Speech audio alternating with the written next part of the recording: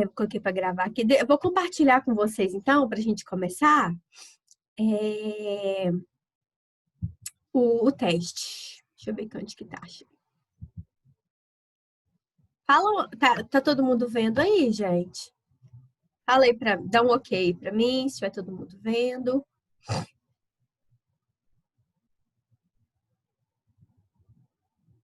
Então tá. O que que acontece, gente? Eu já coloquei, inclusive, as respostas de vermelhinho para agilizar, tá? O teste estava fácil, não estava, gente? Ou vocês acharam difícil? O que vocês acharam? Vamos ver que alguém falou comigo aqui. Ó, Maria Vitória achou fácil, o Maria Eduardo também. Então tá, a Mota também. Então vamos lá, gente, ó. O silogismo é a forma lógica proposta pelo filósofo grego Aristóteles. Como instrumento para a produção de conhecimento consistente, o silogismo é tradicionalmente constituído por facílima essa, né, gente? Uma premissa maior, uma premissa menor e uma conclusão das premissas. Então, acho que assim, quase todo mundo acertou essa daqui, né? Seria a letra C. Vamos lá para a outra. Ó, número 2. Em um silogismo, o termo médio é o termo que aparece em ambas as premissas. Assinale a alternativa que apresenta corretamente qual é o termo médio do seguinte silogismo. Todo homem é mortal, nenhum mortal é pedra. Logo, nenhum homem é pedra. Então, né, gente? Termo mortal. Correto? Alguma dúvida?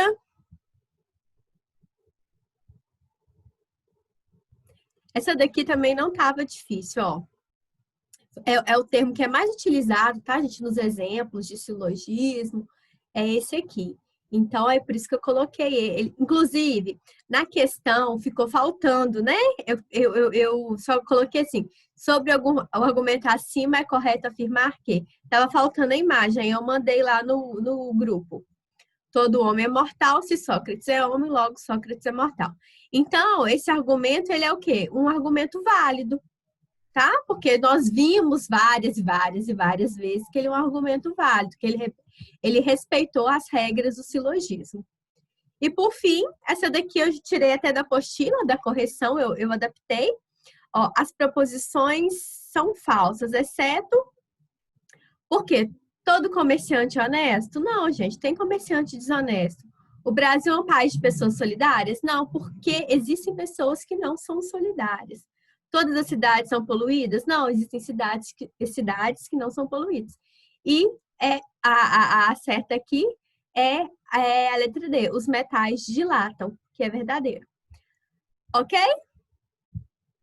Alguma dúvida, gente? Falem comigo, vocês estão tão caladinhos. Não? Ô, gente, abre a câmera aí pra mim. Tem gente que, ó, que eu nunca mais eu vi a cara depois que acabou a aula lá. Não, eu tô magoada que vocês só estão abrindo a câmera nas aulas de alguns professores. Tá? Tô magoada. Que tal abrir a câmera pra mim? Ó, eu tenho certeza que, deixa eu ver quem vai abrir pra mim. Que o João Pedro vai abrir a câmera.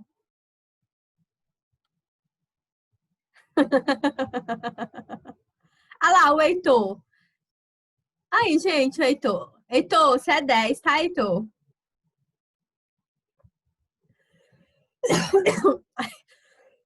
Só o Heitor, gente. Vai que eu faço um sorteio, vocês não sabem, né? Vai que eu faço um sorteio também.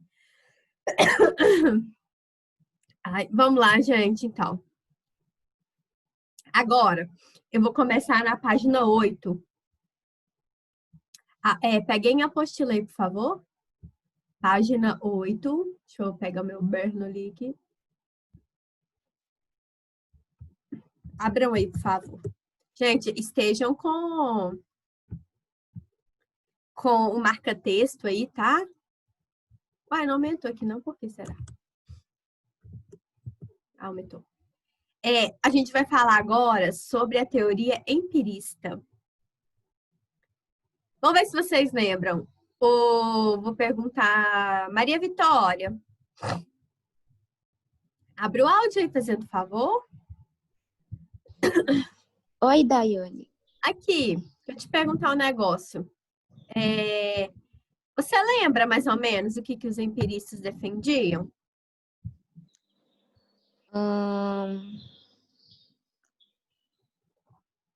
Que o conhecimento é adquirido por meio da experiência? Da razão. Ah, tá. Da razão, tá? Ah, sim. Mas obrigada pela sua participação. Quando voltar, você ganha um bombom, tá? Tá bom, Daiane. Gente, a gente viu que os... desculpa, Maria Vitória. Desculpa aqui que eu acho que eu Oi. caduquei. Eu te perguntei o quê? O que defendia os... Acho que o empirismo. Ah, perdão, Sim, tá? empirismo. Perdão, é porque eu queria falar outra coisa. Eu queria falar os racionalistas, tá? Você Ah, me perdoa, sim. você tá certíssima, certíssima. Desculpa aí, Tá tá? bom. Nada. Eu queria te perguntar assim, o que defendia os racionalistas, mas eu embolei a língua e o raciocínio aqui. Os racionalistas, eles defendiam, né, que a verdade estaria na razão. Então, como nós vimos, Platão defendia que a verdade estaria num mundo inteligível, né? Num mundo fora desse mundo material, e que a origem de todas as coisas estaria nesse mundo inteligível. René Descartes também defendia que para a gente conseguir chegar, né, numa verdade também era por meio da razão. E a única coisa, e ele falava também do método matemático, né, que era possível encontrar, buscar, tentar achar algo mais concreto, né, algo mais, vamos dizer assim, algo verdadeiro de fato. E ele falou o seguinte, que a única certeza que a gente tem é que se a gente pensa é que a gente existe. E agora eu vou falar com vocês um pouquinho sobre o empirismo. Aí é exatamente o que a Maria Vitória falou. Os empiristas, eles defendem, gente, que a verdade ela estaria na experiência. Ou seja, por meio do mundo dos sentidos mesmo. Tá? Deixa eu ver aqui, tem alguém mandando mensagem? Deixa eu ver aqui. Ah, tá perdoado, tá, João Pedro? Então, gente, vamos lá então para a gente compreender. O termo empirismo deriva da palavra emperia, que significa experiência, tá? Então, é a experiência que, segundo, né, esses empiristas, a gente vai falar um pouquinho de um deles, que é o Aristóteles, ele fala que defende a ideia que o conhecimento verdadeiro é adquirido a partir da experiência. Então, vocês podem marcar, gente, de uma vez para mim, essas 4 primeiras linhas aqui, ó.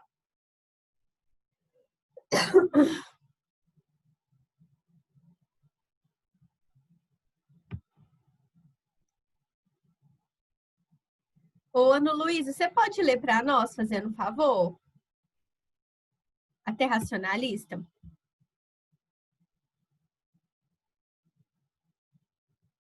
Ana Luísa.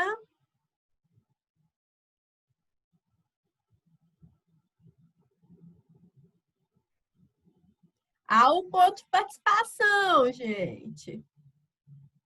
Leia para mim, Maria Vitória, por favor. A partir de as ideias? Não pode ler a partir aqui do início aqui, o termo. Ah, tá. O termo empirismo deriva da palavra grega empiria, que significa experiência. Desse modo, o empirismo defende a ideia segundo a qual o conhecimento verdadeiro é adquirido por meio da experiência. De acordo com essa ideia, o sujeito conhecedor, por meio dos sentidos, consegue apreender a realidade mesma do objeto, alcançando assim a sua verdade. Pode continuar, por favor. As ideias são, portanto, cópias das impressões, experiências que os seres humanos realizam no mundo sensível. Em contraposição ao racionalismo, o empirismo afirma que a mente humana é uma tábua rasa, uma folha em branco. Dessa forma, o pensamento empirista recusa o inatismo racionalista. Só um O minutinho. empirismo... Só um minutinho, Maria Vitória. Podem marcar aqui também, gente, em contraposição até racionalista. Em contraposição até racionalista. Vamos fazer uma discussão. Gente, eu quero participação, tá? Que eu quero dar aula aqui. Eu costumo brincar assim, que eu não quero dar aula nem para letrinha e nem para carinha. Carinha que eu digo assim, fotinha, tá? Eu quero dar aula para gente. Então, presta atenção. Na teoria racional, presta atenção que eu pergunto isso em prova, tá? A teoria racionalista, eles falam que a pessoa ela já tem um conhecimento, tá? Inato. Então, ou seja, ela já nasce com conhecimento, certo? Já a teoria empirista fala que nós somos como se fosse uma folha em branco. E com o passar do tempo, essa folha vai sendo escrita. Inclusive, não precisa abrir agora, não. Eu vou mostrar para vocês uma imagem aqui, que a gente vai ver nas próximas aulas. Essa imagem aqui, ó, que seria a ideia empirista. Ou seja, o menininho nasce sem conhecimento nenhum. Tá vendo? Na ideia empirista. Depois ele vai desenvolvendo, e vai criando. Então, a teoria empirista fala que somos uma folha em branco e com o tempo essa folha vai sendo escrita, com o aprendizado, com a convivência, né? Com o passar do tempo. Deu para entender isso aí, gente? Deu. Deu? Você continua, então? Continuo. O empirismo defende que as ideias são escritas nessa folha à medida que o ser humano experimenta o mundo. Por meio dos sentidos, são enviadas à mente as matérias-primas do conhecimento, impressões que os sentidos obtêm da realidade. Tais impressões são organizadas pelo pensamento e originam as ideias. Isso significa que, embora a razão ou reflexão atue na formação do conhecimento, há um claro predomínio da experiência sobre este. Aristóteles foi um dos preconizadores mais importantes do empirismo e dentre os principais defensores dessa concepção do conhecimento, temos Locke e Hume na modernidade. Obrigada, tá, Maria Vitória? Nada. Então, gente, o que acontece? Bom dia, Tayane. Bom dia, quem quer? Desculpa, é o Gabriel. Acordei atrasado pelo terceiro dia, foi mal. Ah, tô vendo, tá, Gabriel? Mil desculpas. Tá perdoado. Então, tá. Gente, então, o que acontece? Então, se a gente for observar, né? Repetindo, racionalista acredita que a pessoa já nasce com conhecimento e os empiristas a partir da experiência. Então, gente, fala aí pra mim, deixa eu ver aqui. Gente, vão participar, tá? Ô, Júlia, você tá aí, Júlia? A Júlia gosta de participar também. Eu, Daiane. Júlia, o que você acha, na sua concepção, tá? Você acha que a gente... achismo mesmo, opinião sua. Você acha que a gente já nasce com essa ideia assim, de conhecimento, de razão e tal? Ou você acha que a gente vai adquirindo com o tempo e que a gente conhece a verdade com os nossos sentidos? O que você acha? Adquirindo com o tempo, Com o tempo. Então, você acredita mais nessa ideia do empirismo? Uhum. Então, você acha que a verdade estaria a partir dos sentidos? Seria isso? Nem tanto, né? Porque eles falam que os sentidos enganam as coisas, mas eu também não acho que a gente nasce sabendo nada. Tipo, já nasce com conhecimento. Beleza, obrigada pela participação, tá? Por nada. Então, vamos lá, gente. Por mais que nós tivéssemos pessoas importantes, né, lá na Grécia Antiga, eu falo que os principais, né, gente? Lógico que tinha muitos outros, mas Sócrates, Platão, Aristóteles, a gente vai observar, por mais que Aristóteles era discípulo de Platão, ele tinha uma ideia diferente em alguns aspectos. E ele falava, Aristóteles falava que a verdade está nesse mundo em que nós estamos inseridos, nesse mundo em que nós vivemos. Então, ele falava que não existia, igual tá aqui ó, no primeiro parágrafo, não existe uma realidade superior como o Platão falava. Ele falava que a verdade estava aqui, no mundo material, tá? Então, ele não acreditava no mundo inteligível, no mundo imaterial. Ele falava que a própria realidade estaria nesse mundo concreto, nesse mundo que a gente vive. Beleza? E nele nós somos capazes de buscar a verdade. Vocês podem até marcar esse parágrafo aqui, que ele é interessante e importante. Tá bom? Esse aqui é o primeiro da página 9. Então, a partir das experiências, né, segundo Aristóteles, a gente vai conhecendo o mundo e vai alcançando a verdade, vai conseguindo ter intimidade com as coisas, né? Conhecendo aquilo que pode nos levar à verdade. E eu vou trabalhar aqui com vocês alguns conceitos que ele trouxe para nós sobre esse mundo que a gente vive. Júlia, leia para mim, fazendo favor, esse segundo parágrafo da página 9.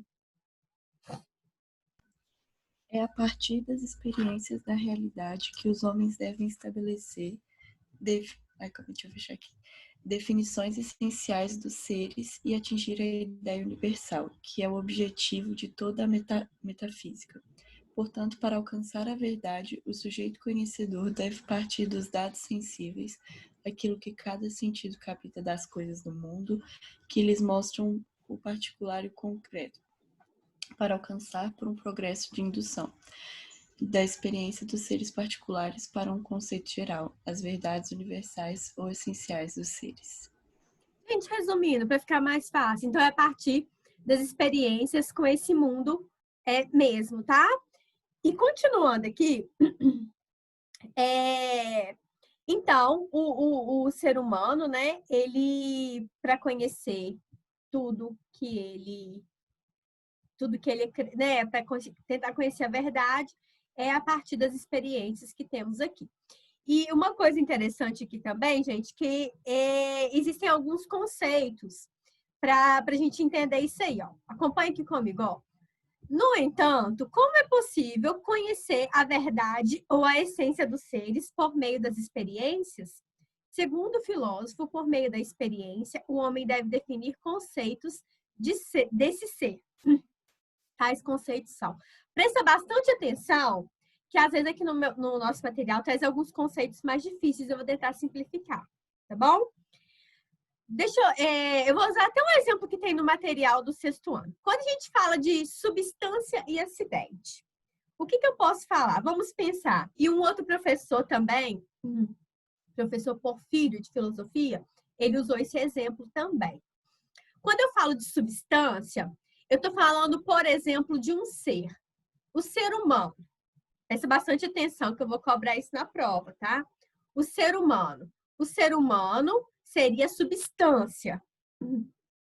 E o acidente seria as características de um ser humano. Então, por exemplo, Nossa, minha garganta tá ruim, gente, desculpa aí. Então, por exemplo, substância, o ser humano no geral, tá? E o acidente seria a Daiane, professora de História e Filosofia, e as minhas características.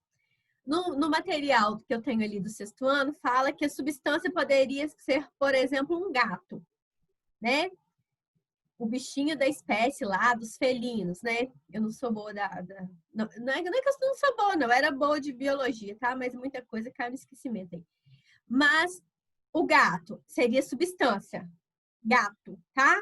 E quais seriam os acidentes? Algumas características do gato. O gato malhado, né? O gato que é preto ou o gato que é branco. Então, para ficar simples para vocês, seria isso. Mas vamos dar uma lidinha aqui para para a gente ler o conceito do nosso material. Ô, Lízia, você pode ler para nós?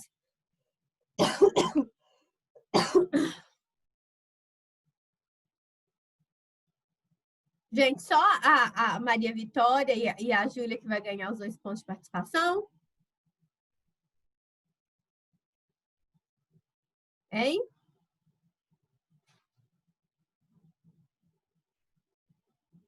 Tô esperando. O que você precisa, Daiane? Você lê para mim? Lei. Página 9, substância e acidente. Substância e acidente. Ok. Substância é o objeto da metafísica que busca encontrar a substância do ser que seria o fundamento. Sua causa é substrato, aquilo que é imaterial dos seres. O seu conhecimento representa o conhecimento verdadeiro. Trata-se daquilo que faz com que um ser seja o que ele é. Sem a essência, não poderíamos conhecer o ser em sua realidade primeira. Isso. Na sua primeira realidade, na sua essência, no seu princípio. Ah, tá. Tá? Leia acidente também. Acidente. São as características circunstanciais do ser, aquilo que varia entre os seres da mesma categoria. Sem. No entanto, atingir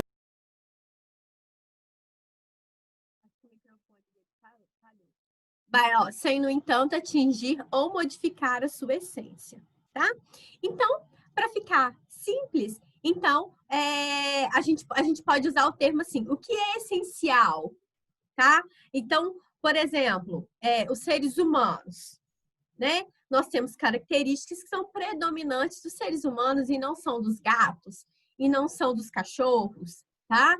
Então, a substância seria esse exemplo que eu dei, o ser humano, e o acidente seria a característica de tal ser humano, né? Ou da Júlia, ou da Maria Vitória, ou do Davi, e assim por diante. Deu para compreender, gente, dessa forma que eu expliquei?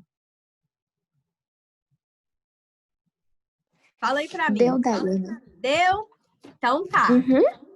Eu usei esse exemplo porque ele é bem tranquilinho. Já vi um professor de filosofia utilizando, outros materiais que tem aqui em casa também falou dessa maneira. Agora vamos lá. Quer ver? Ato e potência. Heitor, você pode ler para nós, por favor?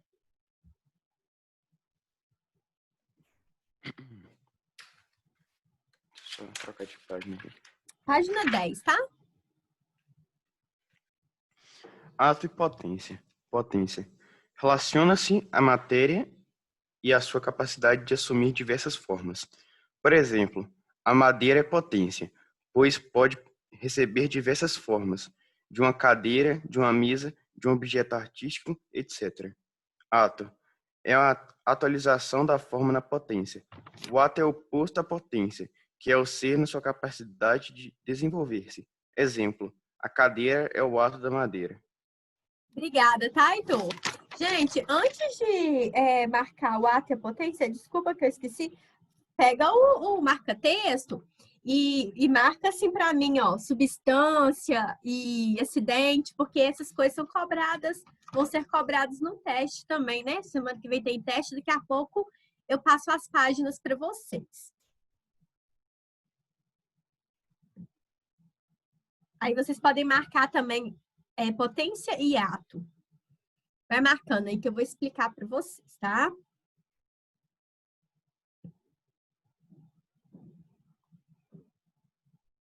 Ato e potência. Então, gente, como o Heitor leu aqui para nós, a potência seria a matéria, né? Então, aqui tá falando, por exemplo, da madeira.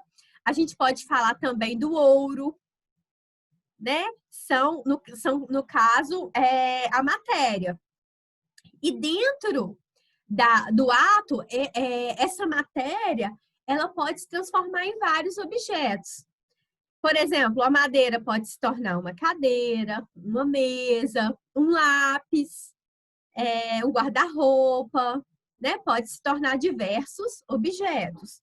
O ouro, por exemplo. Hoje eu tenho aqui uma aliança de ouro. Mas, por exemplo, eu posso derreter esse ouro e fazer um brinco, né? E fazer um pingente. Então, o ato seria o poder de transformação dessa matéria. Tá bom? E continuando aqui, ó. Professora, e qual que é a importância disso tudo aí, ó? A importância desses conceitos é explicar o movimento de transformação dos seres, que mudam da potência para o ato. A madeira é potência e pode se transformar em uma cadeira. Quando essa mudança acontece, a potência se transformou em ato. Isto é, foi atualizada. A forma, por ser sempre um ato, é o real, o atual. A matéria, por ser sempre uma potência, é o possível, que pode ser o que vem a ser. Olha que interessante, gente. Como eu disse para vocês, eu posso ter... Olha como que uma coisa pode sofrer diversas transformações. Tenho uma madeira. Aí fiz um guarda-roupa. Ou melhor, fiz uma janela para minha casa. Mais tarde, essa janela, vamos supor que eu fiz uma reforma na minha casa, essa janela pode ser, né, retirada da parede e essa madeira ela pode se transformar em madeira de demolição e eu fazer uma porta. Então, algo pode ser transformado por diversas vezes. Igual eu falei do ouro. A pessoa pode ter a barrinha de ouro, faz um anel, aí depois faz um brinco, aí depois faz uma outra coisa. Então, o ato ele pode transformar a matéria por diversas e diversas vezes. Tá bom? Alguma dúvida?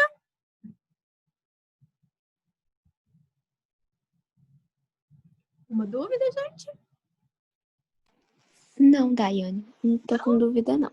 Deixa eu ver quem tá aqui comigo. Vou interromper o compartilhamento só para ver quem tá aqui comigo na aula hoje.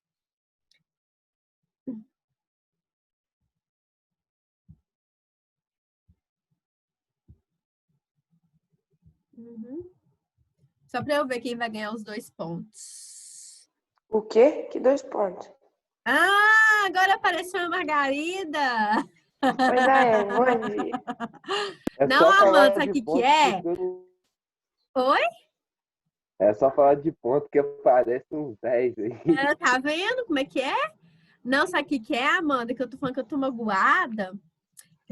Que aqui, ó, a gente pede pra ler, todo mundo me isola, sabe? Todo mundo me exclui. Eu não, eu li, Daiane. Você leu, Gabriel. Desculpa aí, tá? Você leu. A Maria Vitória leu também, a Júlia. Tinha Tá? tanto Tô tempo que eu gostando não disso, li não. que eu até A dei uma gente faz travada, né? o Heitor leu também, desculpa, tá, Heitor? A gente faz um elogio que vem do coração, não é de falsidade, não, tá?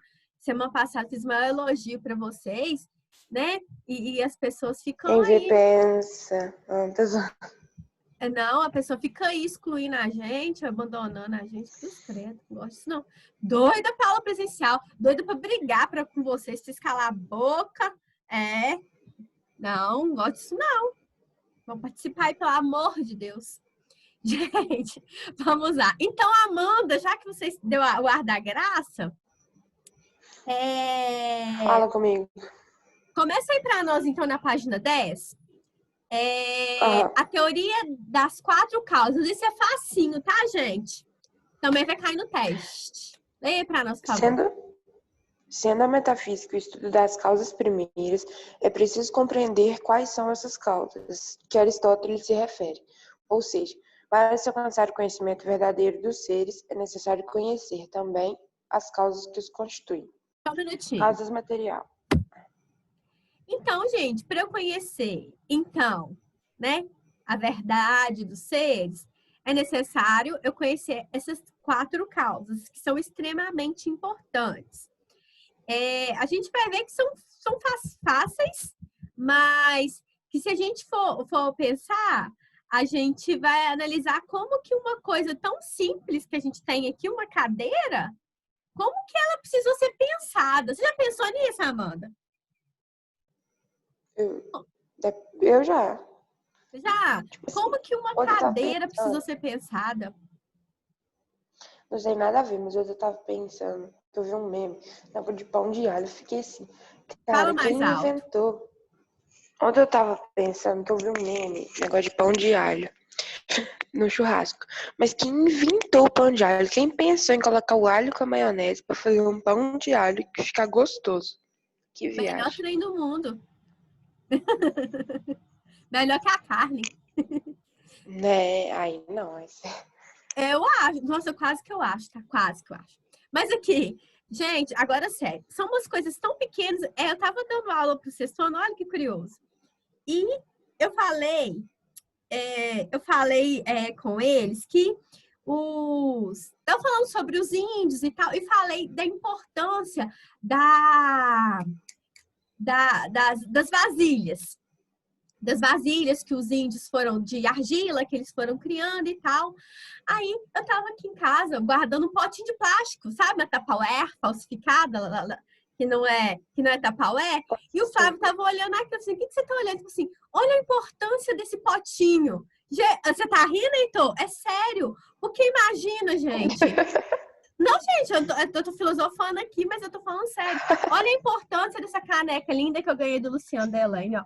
Gente, o que que acontece? Sério, às vezes são coisas bobas, assim, nossa, coisa banal, mas que são extremamente importantes. Como que a gente ia armazenar os alimentos? Como é que a galera lá, né, da antiguidade e tal, os primeiros habitantes aqui do Brasil, como, né, do mundo, como que eles iam armazenar os alimentos?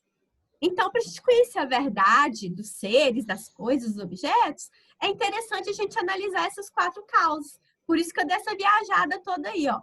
Vamos pensar aqui. Pode ler, Amanda, as 4 causas, por favor. A gente tem 2 Arthur? O que é isso? Tem 2 Arthur. 2 Artures? 2 Arturs? Na câmera. Depois eu vou ver. Leia para Tá. nós, Amanda, por favor. Tá. Causa material é a matéria que constitui a coisa. Exemplo, a madeira é a matéria na qual a cadeira é feita. A causa material da cadeira é a madeira. Marca aqui para mim Causa assim, ó. Só um minutinho, Amanda. Desculpa ficar te cortando, mas é porque é importante. Marca aqui assim para mim, ó. Causa material. E, para ficar fácil de memorização, a causa material da cadeira é a madeira. E depois vocês fazem isso com todos os exemplos aqui, ó. Causa formal é a forma, o modelo de ser, e assim consecutivamente. Tá. Causa formal é a essência que constitui tudo a coisa. É o princípio sem o qual a coisa não seria o que é. É forma, o modelo do ser. Causa eficiente realiza a transformação da potência em ato. É o ser que age sobre a potência, imprimindo nela o ato. É o agente da transformação. Causa final é o objetivo, o porquê da coisa e sua finalidade. Segundo Aristóteles, todas as coisas existentes têm um propósito e finalidade que deveriam cumprir a finalidade pela qual existem ou foram criadas. Obrigada, Amanda. Então, gente, o desenho que ilustra bem isso aqui, né, que deu o exemplo da cadeira. Então, a causa material seria basicamente o material que ela foi feita. Ou o material que trouxe a ideia, né? Então, aqui no caso, seria a madeira. A causa formal seria o objeto em que aquele material iria se transformar. No caso aqui foi a cadeira, mas a madeira pode ser uma porta, uma janela, pode ser uma mesa, né? A madeira, ela pode ser transformada em diversos objetos, um lápis, uma estante, por aí em diante. A causa eficiente, no caso, seria, né, gente, o agente transformador. Pode ser o marceneiro, né? Pode ser o pai, aí tem o pai de vocês ou a mãe de vocês, né? Que tem habilidade de fazer as coisas. Tem muita gente que tem habilidade de fazer artesanato. Então, a causa eficiente seria a pessoa que tem o poder da transformação daquilo ali. E a causa final seria qual a finalidade que aquilo adquiriu. Existem coisas que adquirem diversas finalidades, né? Uma cadeira, ela pode servir para você sentar, para você subir, né? Para poder pegar algo quando você não tem uma escada. Então, os objetos, eles podem adquirir diversas finalidades, mas a finalidade da cadeira mesmo é assentar, né? Assim, pela lógica, seria isso. Ô, gente, então, deixa eu contar para vocês. Me dá uma ideia aqui. Aí tem um texto aqui muito interessante, ele é enorme. Eu já li ele umas 3 vezes, eu acho muito bacana. Não vou ler aqui que a aula está acabando. Depois eu quero pedir mesmo, de coração, tá? Que vocês leiam esse texto, ele é muito bacana. Ele fala, vou falar do que tá descrito aqui. Ele fala das experiências que a gente tem no mundo a partir dos nossos sentidos, né? Então, existem coisas que a gente consegue enxergar a olho nu, existem coisas que nós precisamos do microscópio, do telescópio, né? Existem coisas que a gente não vê, mas a gente pode ouvir, por exemplo, as ondas de rádio, né? A gente não vê, mas a partir delas a gente consegue ligar o rádio lá e ouvir uma música, por exemplo. Então é muito bacana esse texto, muito mesmo. Eu queria que depois vocês tirassem um tempinho para ler, tá bom? Eu posso contar com vocês? Sim? Pode, pra quê? Pode. Deixa eu falar com vocês. Hoje eu tô lendo os recados aqui agora, tá, gente? Deixa eu ver aqui, ó, o João Pedro. A lógica do pregador é para segurar somos. Mas exatamente, João Pedro, que em casa o pregador de roupa serve para fechar pacote de pão, de biscoito, serve para tudo isso. Gente, deixa eu falar rapidão aqui. Tá rindo, né, Arthur? Caso de pobre é assim, meu filho. Uma coisa, morre uma coisa, nasce outra. Ou uma coisa tem 1001 utilidades, né? Deixa eu falar com vocês rapidão. Bom, me troca uma ideia aqui. Eu tô querendo dar a matéria do teste até a página 13, que eu vou trabalhar ela semana que vem. Pode ser? Vocês Pode assistem ser. a... Pode? Pode. Com nós Pode, não dá, gente. não, Dá um né? ok aí, todo mundo, que ela tá acabando. Pode ser, Então, Daiane. Então tá. Aí ninguém falta na aula da semana que vem, que eu já vou cobrar ela no teste, tá? Ah, Da mas a semana. aula da primeira? Oi? Sua aula da primeira? É, a Nossa. primeira.